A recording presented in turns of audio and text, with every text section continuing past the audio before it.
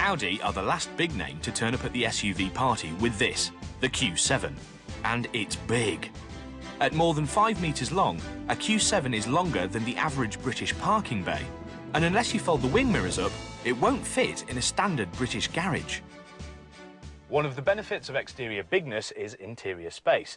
Now, you can have a Q7 as a 5, 6 or a 7-seater, but we've got the 6-seater version here, which means that instead of a centre seat in the middle, we've got a kind of, well, a cubbyhole thing.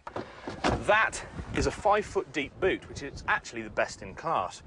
The thing you'll notice, though, is this is quite a high load lip to get things into. So if you press this button, the car will kneel on its air suspension so that you can get heavy objects easily into the boot.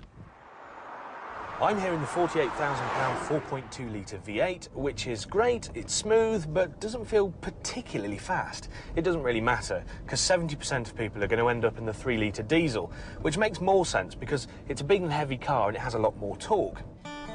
Usefully, the diesel is also 10 grand cheaper at £38,000.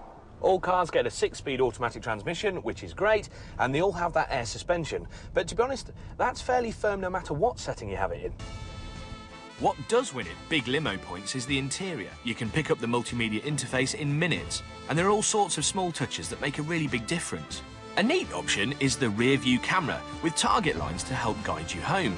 A luxury you soon get used to and miss in other cars. Now, one thing you might not have seen before is this thing called lane change assist, which is basically £450 worth of radar that surrounds the back of the car and tells you when something's in your blind spot. Now, if I indicate to move out, 3 little flashes tell me that it's not safe, and sure enough, there she goes. So, in terms of practicality and luxury, the Audi is a winner. But SUVs are often let down by the way they drive. They feel, I don't know, wobbly, slow to react, a bit agricultural. To find out if the Q7 is an SUV that handles, we've called in some help.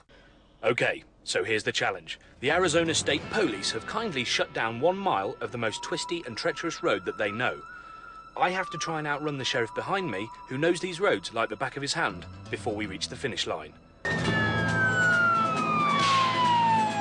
OK, immediately, we're feeling the grunt. It's 350 horsepower from this 4.2 litre V8, and we certainly seem to be losing him slightly on the pull away.